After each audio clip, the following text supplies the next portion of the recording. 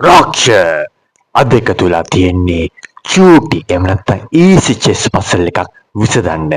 මේ චූටි easy chess පසල් එක විසඳන්න ගන්නෙත් මම චූටි බෝඩ් එකක්. ඒකට හේතුව තමයි මං ගාව දැනට ලොකු බෝඩ් එකක් තියෙනවා.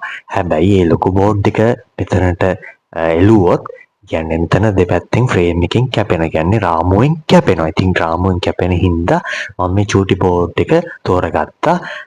හැබැයි මේක පේන්නේ නැහැ. මම ඉතුරු තියෙන තැන කියන්නම්. ඉස්සරහ දිනයකදී ඉදිරි දිනයකදී මීඩියම් සයිස් බෝඩ් එකක් ගන්නකම් දැනට අපි වැඩේ කරගෙන යමු. හරිද? එහෙනම් මම වැඩේ පටන් ගන්නවා.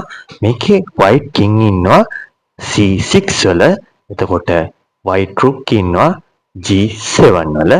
black king ඉන්නවා C8 වල. ආන්සර් එක කියන්නේ මේක ආන්සර් කියන්න කලින් මේකේ ප්ලේ එක තමයි ප්ලේ එක තියෙන white one move mate. Answer එක ඇවිල්ලා rook G8 checkmate. rook G8 checkmate. එහෙනම් ඊළඟ වීඩියෝ එකෙන් හමු වෙමු.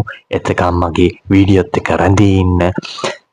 සබ්ස්ක්‍රයිබ් කරලා තියාගන්න, ෆලෝ කරලා තියාගන්න, ෂෙයා කරනවා නම් කරන්න, කැමති නම් හොඳයි නම් ලයික් කරන්න, ඒ දේවල් කරන්න, කැමති නම් කමෙන්ට් කරන්න පුළුවන්. එහෙනම් ඊළඟ වීඩියෝ එකෙන් හමු. රාක්ෂ